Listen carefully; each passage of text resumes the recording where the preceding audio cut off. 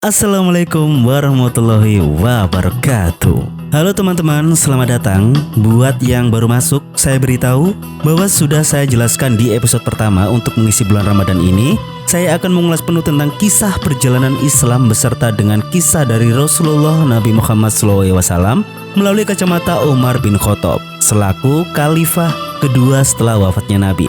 Playlist dan juga link sudah saya buatkan, jadi silakan menikmati. Baiklah, di episode sebelumnya, atas ucapan dari gadis pujaannya, Tuan Muda Raja mempertegaskan ucapannya kepada Panglima Rustom, jika tidak berani memerangi pasukan muslim, maka lebih baik pulang ke tanahnya, yaitu Khurasan. Berbeda dengan pesaingnya, yaitu Fairuz, yang loyal dan tidak banyak alasan dalam mengambil kesempatan yang ada. Hal itu pun menimbulkan kecemburuan terhadap Rustom. Lantas, tindakan apa yang akan diambil olehnya? Langsung saja, mari kita mulai.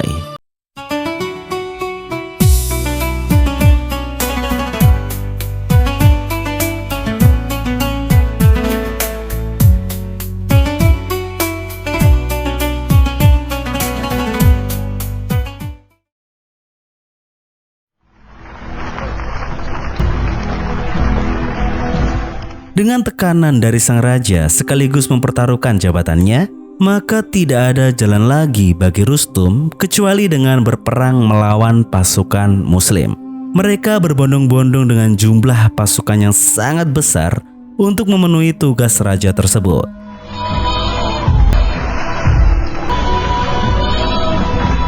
Dan pasukan muslim pun juga tidak ingin kalah dengan segala persiapan yang dilakukan oleh kerajaan Persia tersebut. Sebelum peperangan terjadi, Sa'ad bin Abi Waqqas mendapatkan wasiat dari Muthanna yang terluka pasca perang sebelumnya melawan Panglima Bahman dan pasukannya. Muthanna berpesan agar memerangi mereka di negerinya sendiri serta tidak membunuh musuh-musuhnya jika mereka menyerah dan berlindung di dalam rumah. Jika pasukan muslim mengalahkan mereka, tentu itu adalah upaya apa yang mereka cari. Namun jika sebaliknya, maka bergabunglah dengan kelompok pasukan muslim yang lain. Mendengar hal itu, Sa'ad yakin akan penaklukan Qadisiyah. Sementara itu di Madinah, Amirul Mukminin bertemu dengan wanita tua sekaligus satu-satunya perempuan yang pernah mendebat Nabi Muhammad SAW. Dia adalah Khawlah binti Saltlabah, seorang perempuan yang ucapannya didengar Allah sampai langit ketujuh. Bahkan seandainya Khawlah menahan Amirul Mukminin dari awal hingga akhir siang, maka beliau tidak akan berhenti mendengarkannya kecuali untuk melakukan sholat maktubah. Khawlah mengadukan tentang seorang perempuan miskin yang baik dalam mengurusi rumah tangganya, malah akan diceraikan oleh suaminya. Sungguh hal itu membuat simpati pada Amirul Mukminin dan yang akhirnya mendatangi suami dari perempuan miskin tersebut. Di sana, Amirul Mukminin menasihati suaminya yang telah berbuat kasar pada istrinya dengan alasan sudah tidak mencintainya. Bagaimana mungkin sebuah rumah tangga akan terbangun kecuali dengan rasa cinta itu sendiri? Oleh karenanya, jangan menikahi perempuan dan mengucapkan sumpah setia yang kemudian malah justru menyulitkan si perempuan itu. Jika itu terjadi, lantas di mana letak harga diri dari seorang laki-laki? Dan terdiamlah sang suami dari perempuan tersebut.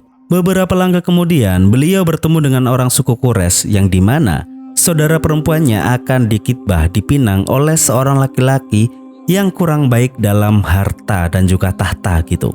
Beliau menasihati orang tersebut untuk tidak menilai seseorang dari kastanya, melainkan ukuran dunia dan akhiratnya. Karena hitungan dunia adalah sebuah harta dan hitungan akhirat adalah sebuah takwa. Dan beliau pun akhirnya menyuruh untuk menikahkan saudara perempuannya tersebut jika si wanita itu benar-benar mencintainya. Sekaligus menegaskan pada majelis suku Quraisy, jika terdapat masalah di antara muslim atau kejadian yang menyulitkan, maka bisa bertukar pikiran dalam majelis tersebut. Di Qadisiyah, tempat perkemahan pasukan muslim, kita diperlihatkan Abu Ubadillah yang terbaring sakit mendapatkan perawatan dari tabib. Dan tabib tersebut memberitahu bahwa untuk menyembuhkan penyakitnya masih belum ada obatnya. Dan atas hal tersebut, istri Ubaidillah yaitu Salma menyarankan untuk segera menunjuk satu panglima sebagai pengganti perintah yang akan diberitahukan kepada pasukan. Mengingat kondisi waktu yang singkat menghadapi musuh, Salma juga mendorong Ubaidillah sebagai pemimpin agar terlihat keluar istana. Setidaknya ikut serta memberikan strategi yang nanti juga akan membakar semangat pasukannya. Ubaidillah menyuruh Salma untuk ikut berperang memimpin pasukan wanita. Tetapi hal itu ditolak dikarenakan khawatir terhadap tempatnya yang bisa saja diserang oleh musuh. Di sela waktu mereka, datanglah Kansa yang menjenguk Ubaidillah sekaligus akan membantu Salma jika kesulitan. Atas pesan Kansa yang disampaikan oleh Ubaidillah kepada Amirul Mukminin, berceritalah Kansa tentang beliau Umar bin Khattab yang rendah dan berlembut hati, di mana Kansa bernazar pada masa jahiliyah untuk mencukur rambut saudaranya yaitu Sakar, dan itu masih dilakukannya setelah masuk Islam. Walaupun orang-orang sudah menasihatinya bahwa Islam melarang hal tersebut, namun Umar mempunyai cara dengan tidak memaksa dan melarangnya, hingga Umar meminta Kansa untuk membacakan syair Sakar yang membuatnya meneteskan air mata karena teringat akan saudaranya yaitu Zaid bin Khattab yang syahid di Yamamah. Dan juga setelah pertemuannya dengan Ummul Mukminin yaitu Aisyah yang telah ditinggal oleh sebaik-baiknya manusia yaitu Rasulullah, beliau tetap mematuhi aturan agama Islam. Karena itulah akhirnya Kansa tersadarkan. Itulah cerita Kansa yang akhirnya menginspirasi Ubaidillah yang ditimpa penyakit sebagai pemimpin pasukan. Dengan banyaknya orang-orang pergi menuju Madinah dan bermukim di sana, Amirul Mukminin berkata kepada para sahabat bahwa beliau berencana akan merenovasi dan memperluas Masjid Nabawi agar kuat dan semakin kokoh. Ketika beliau tengah menjelaskan tentang ukurannya, datanglah seorang penduduk yang memotong ucapannya, di mana hal tersebut membuat beliau marah. Namun sejenak apa yang dilakukannya membuat dirinya menyesal dan menyuruh Aslam untuk memanggil kembali orang tersebut. Amirul Mukminin merasa bahwa tindakannya itu tadi tidak pantas, sehingga beliau meminta orang tersebut untuk membalasnya dengan memukul lewat tongkatnya.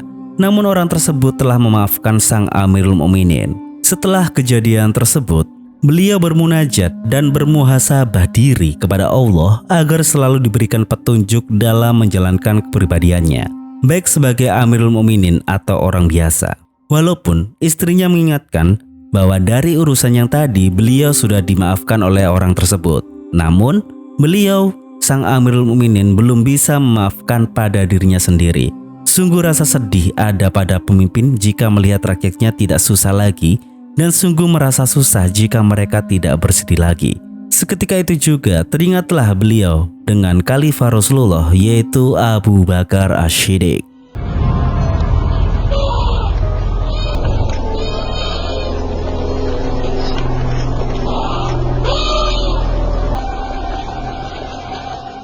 Singkat cerita, akhirnya pasukan Muslim dan pasukan kerajaan Persia saling bertemu dan dihadapkan pada kekuatan tempur yang matang. Terlihat Panglima Rustum yang notabene tidak pernah ikut serta langsung dalam peperangan, kini mau tidak mau harus turun di medan perang. Ubaidillah yang dilanda sakit juga ikut memberikan semangat juang pada pasukannya dengan berteriak takbir yang diikuti oleh semua pasukannya.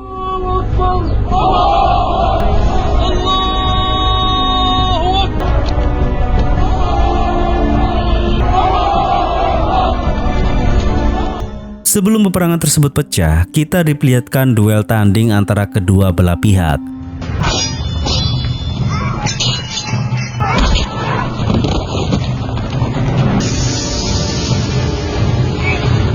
Walaupun pertempuran mereka sangat sengit, tetapi dari pihak Muslim berhasil mengalahkan dan menghabisi delegasi dari kerajaan Persia.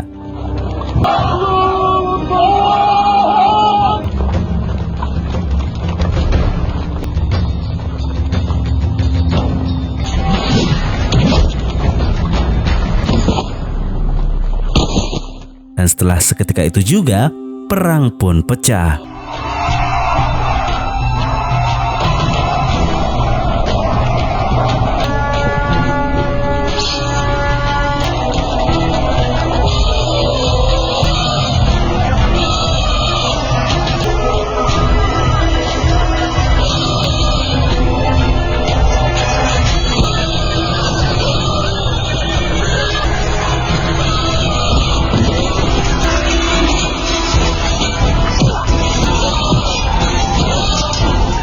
Di tengah pertempuran tersebut, Ubaidillah memberikan perintah pada pasukan Bani Tamim agar meminta pasukan Asas agar membantu melawan pasukan Gajah Persia.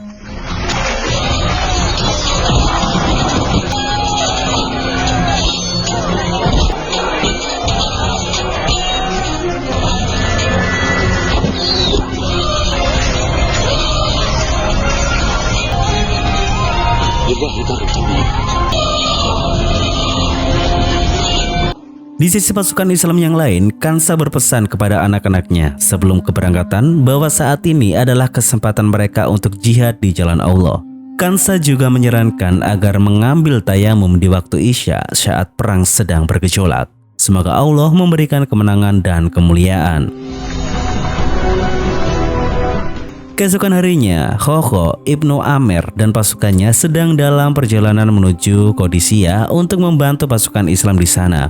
Dia membagi kelompoknya menjadi 10 bagian yang terdiri dari 100 orang di setiap kelompok dan menghimbaukannya agar tidak berjalan di belakang kelompok lain kecuali sejauh pandangan mata, sehingga musuh mengira bahwa pasukannya atau pasukan muslim akan datang silih berganti tidak ada habisnya.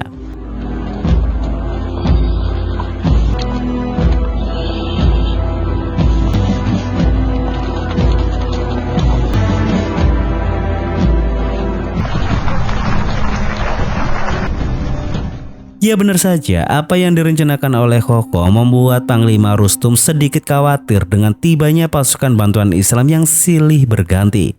Ditambah lagi, dia memberitahu semuanya bahwa bantuan pasukan dari Syam dan juga Hisyam juga akan segera tiba.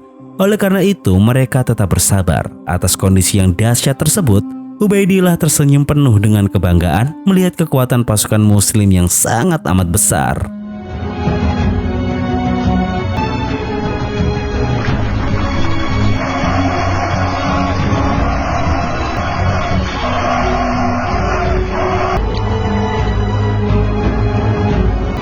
Beberapa saat kemudian, Khokho dengan gagah berani menantang pasukan kerajaan Persia untuk duel tanding. Dan sebagai lawannya adalah Panglima Bahman Jazawiyah.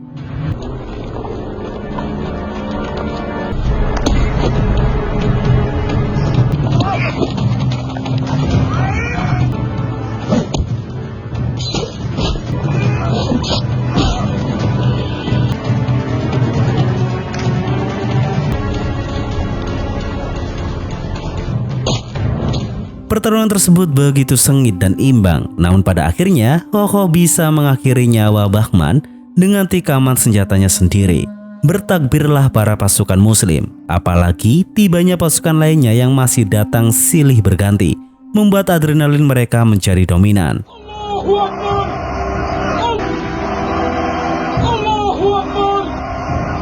Tidak sampai di situ, Khokho juga berhasil menghabisi panglima lainnya.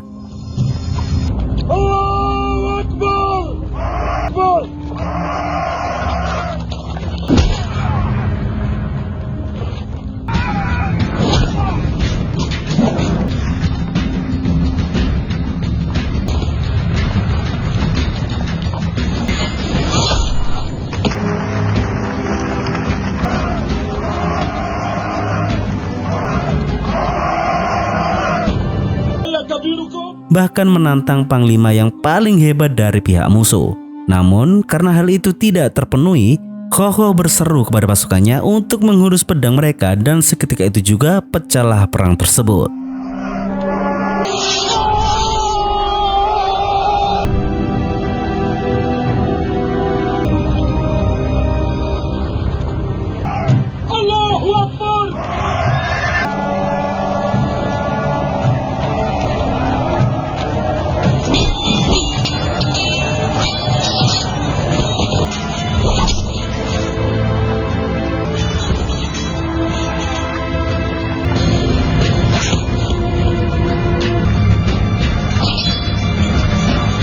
Beberapa saat kemudian, pasca perang tersebut, Kansa merasakan kekhawatiran terhadap anak-anaknya ketika dirinya tidak mendapati mereka lewat pasukan lainnya. Memang pada perang tersebut banyak pasukan muslim yang gugur, termasuk anak-anak Kansa.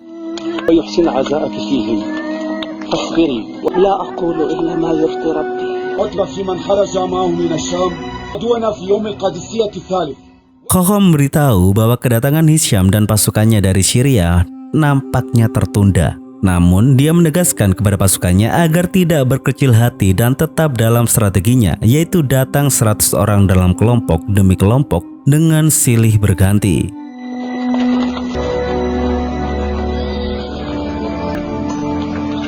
Hari ketiga dalam perang Qadisiyah telah tiba.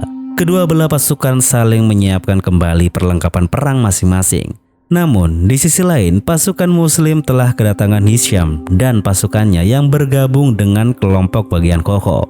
Hisham pun mengikuti strateginya yang akan menyusul mereka silih berganti. Dan sebelum itu terjadi, pecahlah kembali perang tersebut.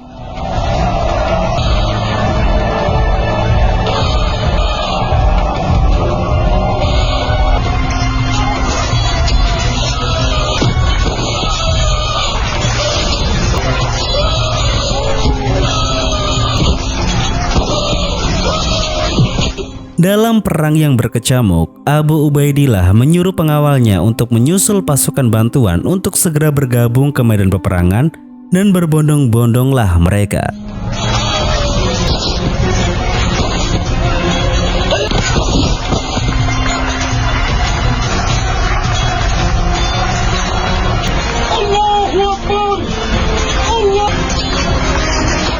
Dengan bergabungnya Hashim dan pasukannya, Abu Ubaidillah menyuruh Hisham dan Koko serta pasukan berkudanya untuk maju menghadang pasukan gajah musuh untuk menyerangnya pada bagian mata dan mulutnya.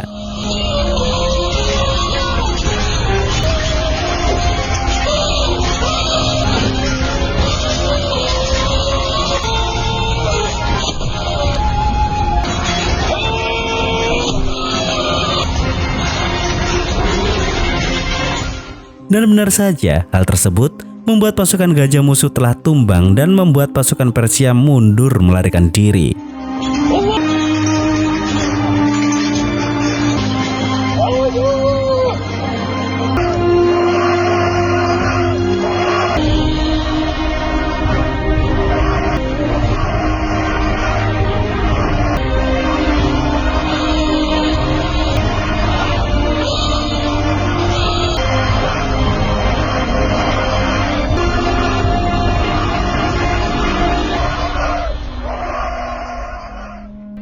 Sementara itu, Amirul Mukminin menunggu dengan harap kabar tentang nasib dari pasukan muslimin yang perang di Qadisiyah. Beliau pun bertanya pada rombongan orang Najd, namun mereka tidak mengetahui tentang hal tersebut. Putra beliau yaitu Abdullah yang bersamanya menyarankan agar ayahnya tersebut menunggu kabar dari rumah, mengingat sudah berhari-hari bertanya kabar namun tiada jawaban. Beliau pun menyuruh Abdullah untuk pulang terlebih dahulu, karena bagaimanapun juga rasanya tidak tenang jika belum mengetahui kabar dari saudara-saudaranya yang berjihad di Irak.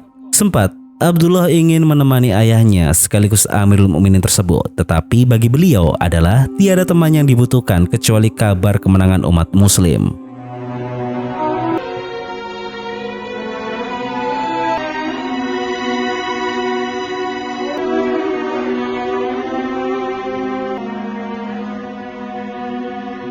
Beberapa jam kemudian, Amirul Mukminin telah mendapatkan kabar bahwa Allah telah memberikan kemenangan pada kaum muslimin atas musuhnya, yaitu kerajaan Persia.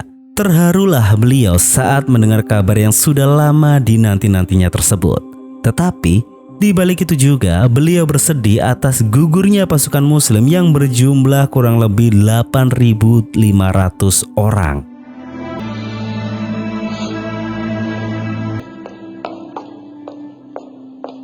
Sementara itu, di kerajaan Persia, Tuan Muda Raja berencana untuk mengajak gadisnya untuk segera pergi bersama pasukan istana. Sang gadis mencoba untuk meneguhkan sang raja agar mempertahankan kerajaannya tersebut. Namun, sisa dari kerajaan pasca kekalahannya sudah tidak mungkin diperjuangkan kembali. Ditambah lagi, nyawa sang raja juga sangat terancam akan polemik internalnya sendiri. Sehingga secara tidak langsung, pengangkatan tahtanya adalah sebuah target pembunuhan baginya.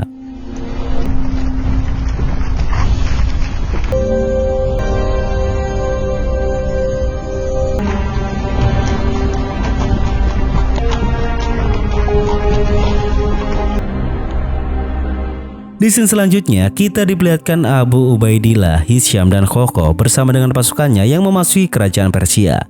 Di sana, mereka memandang bangunan dan barang yang serba mewah sebagai pengingat zaman dulu saat mereka bekerja untuk penguasa dan tidak mendapatkan imbalan apapun.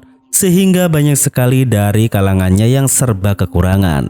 Singkat cerita, barang-barang mewah dari kerajaan Persia akhirnya tiba di Madinah. Melihat limpahan harta kekayaan tersebut, sungguh Amirul Mukminin menangis karena sangat takut akan kecintaannya terhadap barang mewah tersebut.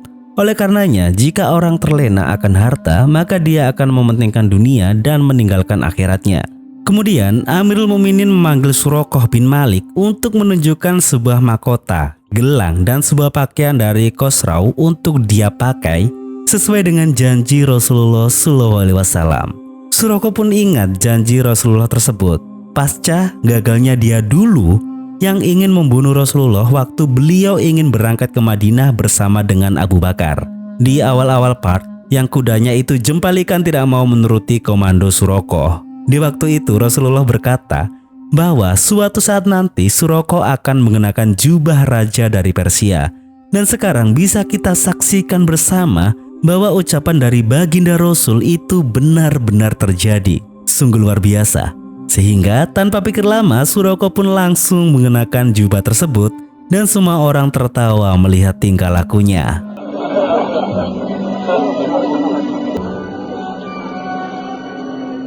Hingga beberapa saat kemudian, Amirul Mukminin menyuruh Suraqah untuk melepaskan semuanya karena janji Rasulullah adalah hanya memakainya, bukan memilikinya. Karena semua barang-barang ini adalah milik kaum muslimin. Dan lantas Amirul Mukminin memohon kepada Allah untuk melindunginya dari kecintaan barang-barang mewah tersebut. Di malam hari, Amirul Mukminin bergegas untuk melayani rakyat walaupun istrinya menyarankan agar memerintahkan saja orang lain. Tetapi bagi beliau, sebagai pemimpin harus mengetahui keadaan mereka baik siang maupun malam.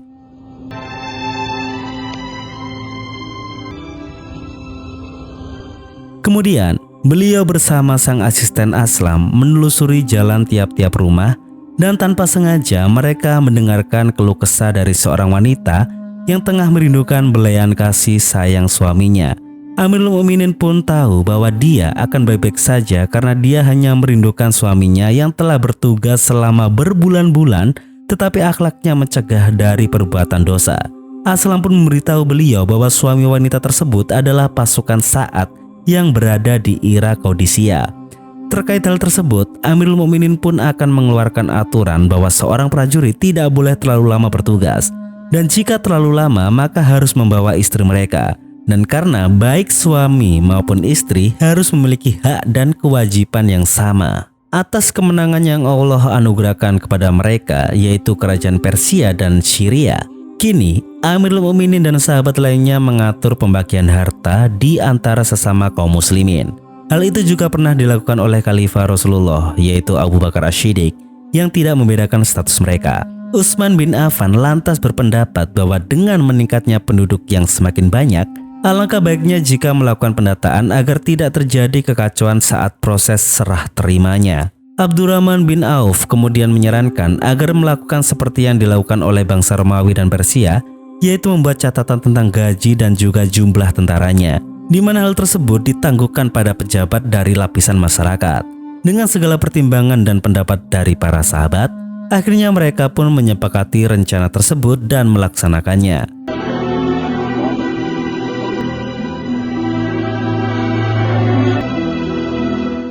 Setelah menetapkan undang-undang baru atas perintah Amirul Mukminin, Aslam memberikan uang dan pakaian kepada wanita yang ditinggalkan suaminya. Dia juga memberitahu bahwa Amirul Mukminin menyurati suami wanita tersebut agar pulang dan mengambil cuti.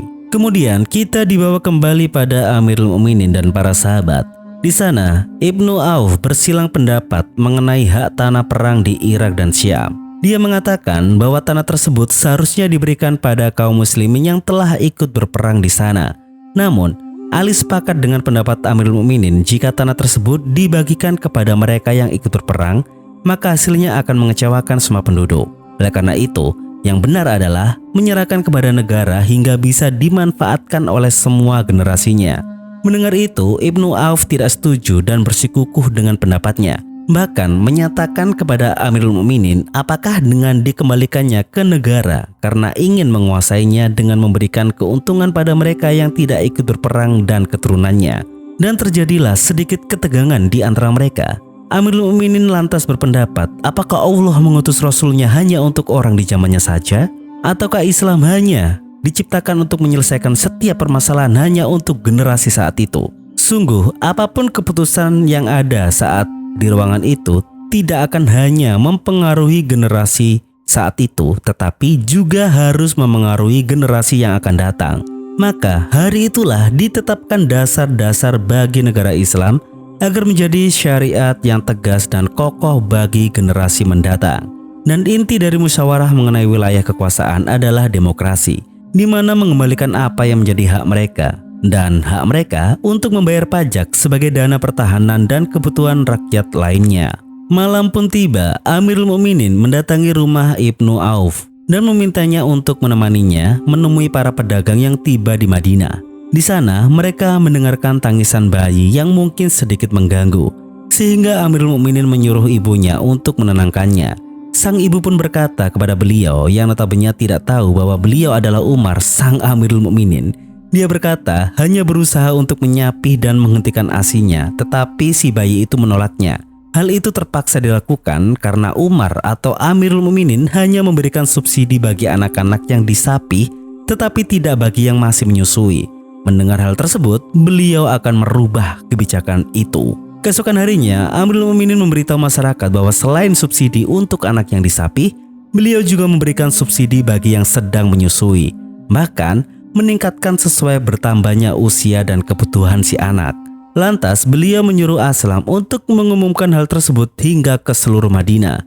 Setelah menyatakan perubahan kebijakannya, beliau tertunduk penuh sesal dengan kebijakan sebelumnya yang dia buat yang menurut beliau kurang tepat. Setelah menghadapi segala permasalahan masyarakat, Amirul Mukminin memberitahu kepada para sahabat atas surat dari Amr bin As yang telah mengepung Yerusalem selama 4 bulan. Atas dasar tersebut dan pasukan musuh yang telah gagal berusaha untuk memperkuat pasukannya dan meninggalkan Mesir, Amirul Mukminin pun ingin membuat perjanjian damai dengan bangsa Romawi. Walaupun berbeda pendapat, tetapi sang Amirul Mukminin menyepakati usulan Ali yang menginginkan beliau agar menemui mereka langsung dan melakukan kesepakatan untuk kedua belah pihak. Hal itu semua tidak lain agar mereka merasa aman dan melakukan ibadahnya dengan bebas.